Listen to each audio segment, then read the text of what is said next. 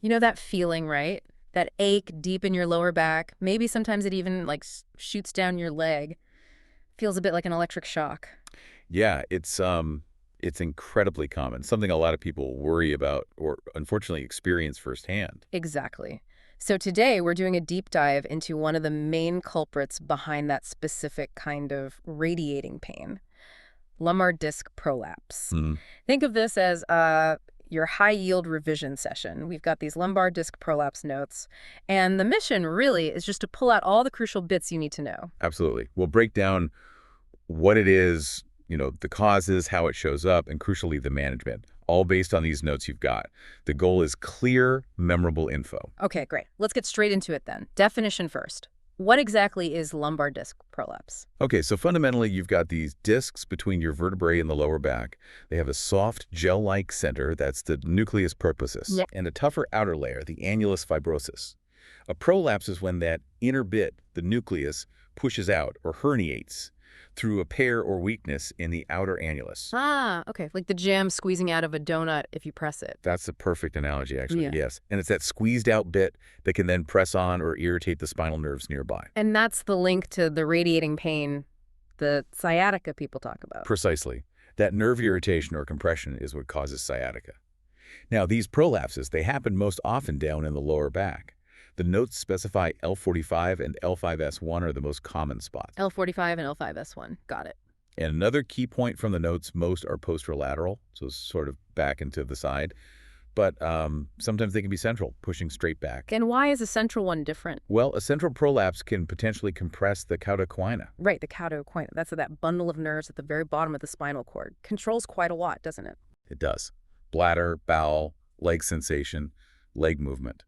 So compression there is serious business. It can cause major, potentially permanent problems if it's not treated, immediately. It's a surgical emergency. Okay, definitely something to watch out for. So what actually triggers this? What are the causes, the etiology? Good question. The notes lay out a few key things. A big one is just age-related degeneration. The discs naturally lose some water content and elasticity over time. Makes sense. Wear and tear. Exactly. But trauma is another factor. Could be a significant injury like a fall or lifting something really heavy the wrong way, or even just a, seemingly minor lower back strain. Repetitive strain is also mentioned. Think jobs, lots of bending or twisting. Improper lifting technique over years.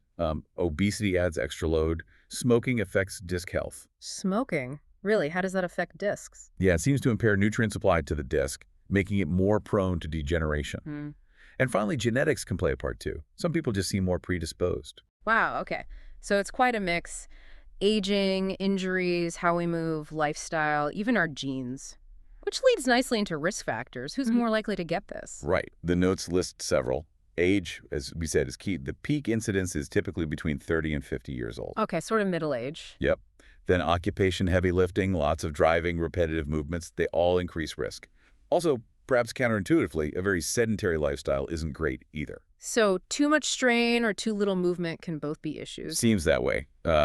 Obesity, smoking again, and having a family history of disc problems are also on the list. Okay, let's see if I can remember those. Age 30-50.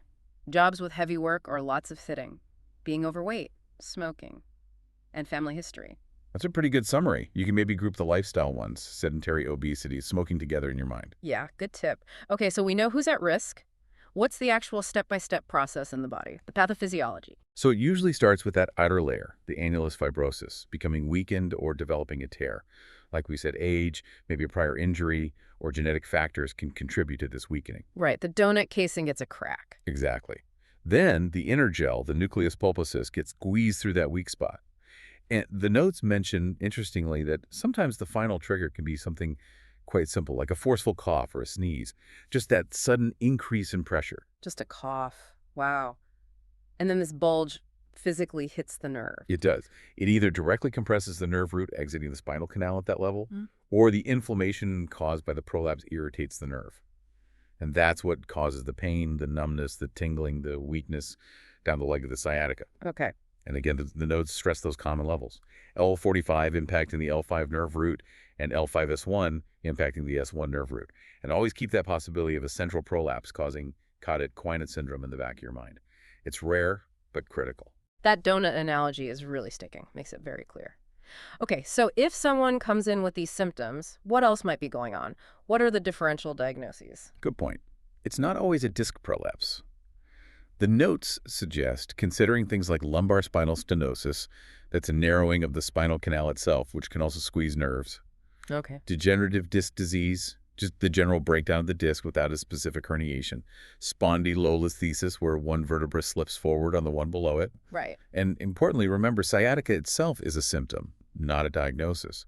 So while disc prolapse is a very common cause, other things like, say, piriformis syndrome can sometimes cause similar leg pain. And though much less common, you always have to consider spinal tumors, especially if they're red flag symptoms. Got it. So several possibilities, but disc prolapse is a major one. How common is it, actually? What's this epidemiology look like? The notes say the exact prevalence in the UK isn't perfectly known, but they make it clear that having a disc herniation at some point in your life is actually pretty common. It's certainly a frequent cause of both low back pain and sciatica. Okay, so definitely something you're likely to encounter. Let's get into the specifics of how it presents then, the clinical features. What are the absolute key things to look for? Well, the classic picture is low back pain, although sometimes the leg pain is actually worse than the back pain. And that leg pain, the sciatica radiates, typically down the buttock, the back of the thigh, and maybe into the calf or foot, following the path of the affected nerve. And it's not just pain, is it? There can be other nerve symptoms. Oh, definitely. Patients often report sensory changes, numbness, tingling, pins and needles in the area supplied by that nerve. Muscle weakness can also occur, like difficulty lifting the foot or toes. And reflexes might be reduced or absent. Okay. And the notes have that brilliant table linking symptoms to specific levels. That feels super important for revision. Can we run through that? Yes, absolutely crucial. Let's break it down. So if the L3, L4 disc prolapses, it usually hits the L4 nerve root. What do you see? Sensory loss, often on the inner part of the calf. Weakness might be in inverting the foot, turning the sole inwards. And the reflex affected is the knee jerk. Okay, L4 root, inner calf sensory loss, inversion weakness, knee reflex gone, maybe like L4 low, inner leg, inversion knee. That works, whatever helps it stick. Now, L4, L5 disc prolapse, that usually gets the L5 root. Where's the sensory loss? Typically the outer calf and the top, the dorsum of the foot. Weakness, often dorsiflexion of the big toe or the whole foot lifting them upwards. And the reflex change, usually none specifically linked here in the notes. Right, L5 root, lateral calf top of foot sensory loss, lift toes weakness, no reflex change, L5 lateral lift, leaps reflexes. Maybe not the best mnemonic. Aha, whatever works for you. Okay, last common one. L5-S1 disc prolapse, affecting the S1 root. Sensory loss, often the sole of the foot and the outer edge. Weakness, think plantar flexion pushing the foot down like pressing a gas pedal. And the reflex, that's the ankle jerk. Okay. S1 root. Sole outer foot sensory loss, step down, plantar flexion, weakness, ankle reflex gone. S1 sole, step, sprained ankle, reflex gone. Nice. Those little links can make all the difference in recall. The notes also mention how the pain behaves, don't they? Yeah, things that make it worse or better. Exactly. Onset can be sudden, maybe after lifting, or it can creep up gradually. Pain is often worse with things that increase pressure straining, coughing, sneezing, sometimes sitting for long periods. And many people find lying flat, especially on their back, with knees bent perhaps, gives some relief. And what about examining someone? What might you find? You'd likely see restricted movement in their lower back. Bending backwards, extension, is often limited and painful. Same for bending forwards, flexion. Sometimes bending sideways, lateral flexion, may be limited more on one side. Okay, so you've got the history, the exam findings.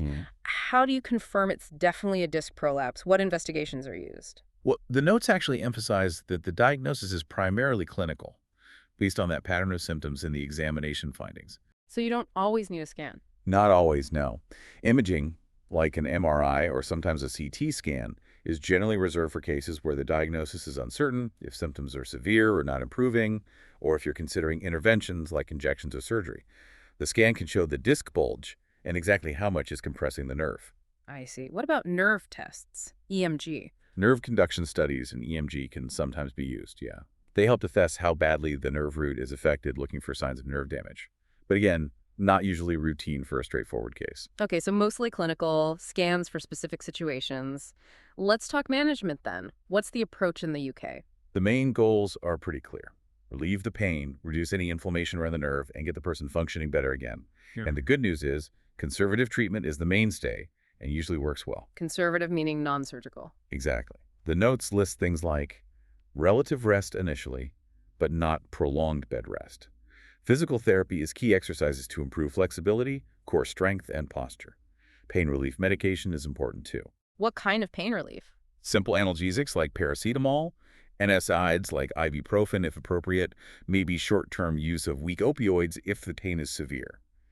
Using hot or cold packs can sometimes help too. And injections, are they used? Epidural steroid injections are an option, yes. They aim to deliver anti-inflammatory medication directly to the area around the irritated nerve root. Can give significant, though sometimes temporary, pain relief for some people. Okay. And what if all that doesn't work? When does surgery come into play? Surgery, usually a discectomy or microdiscectomy where they remove the bit of disc pressing on the nerve, is considered if conservative measures haven't helped after a decent trial. The notes mention maybe 6 weeks or more of persistent disabling pain. Or, crucially, if there's significant or worsening neurological weakness or signs of cauda equina syndrome, that's an immediate surgical referral. Right, the emergency situation. The notes also had some useful non-prescribing advice, didn't they? Yes. Really practical stuff like advising only very short bed rest, maybe a day or two max. Then encouraging a gradual return to normal activities as pain allows, but avoiding things like heavy lifting or sudden twisting for a while. And emphasizing the physiotherapy. Absolutely. Sticking with the recommended exercises is vital for recovery and preventing recurrence. And using the prescribed pain relief helps people actually do the exercises and get moving, which is what you want. It sounds like the outlook is generally quite positive with this approach. Very much so. The notes state that around 90% of patients get significantly better with just conservative management, analgesia, and exercise over weeks to months. So surgery is really reserved for the minority who don't improve or have those specific red flag signs. That 90% figure is really encouraging. What about the long term, though? What's the prognosis like? Generally favorable, as we said, with most people recovering well over time. But the notes do caution that recurrence can happen. It's more likely if those underlying risk factors persist, like smoking or doing very heavy physical work without the right precautions. Okay. Are there any serious complications to be aware of apart from cauda equina syndrome? While most people do well, potential complications listed include persistent chronic pain even after treatment. Ongoing nerve damage is possible, leading to permanent numbness or weakness in some cases. But again, these are less common, especially with prompt and appropriate management. Cauda equina with the bowel bladder dysfunction is the most serious, rare complication. So getting that early diagnosis and starting the right management really makes a difference. Definitely. It helps reduce the risk of those longer-term issues and improves the overall outcome. Okay, so let's try and summarize the key takeaways. Lumbar disc prolapse. Very common cause of low back and radiating leg pain, sciatica, usually affects L45 or L5S1 levels.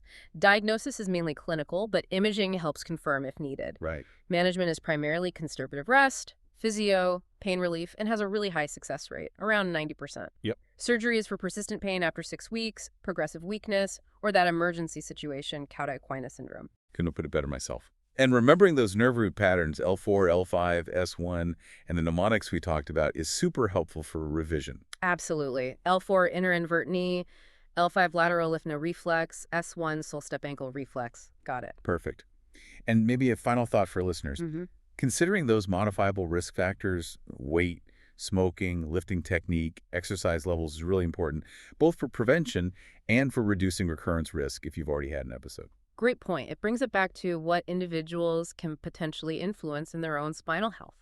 Now, for everyone listening and gearing up for the MSRA, don't forget passthemsra.com and the free resources at freemsra.com. Loads of useful stuff there. Definitely check those out. Well, thanks so much for breaking all that down. That was a really helpful deep dive into lumbar disc prolapse, and thank you all for joining us.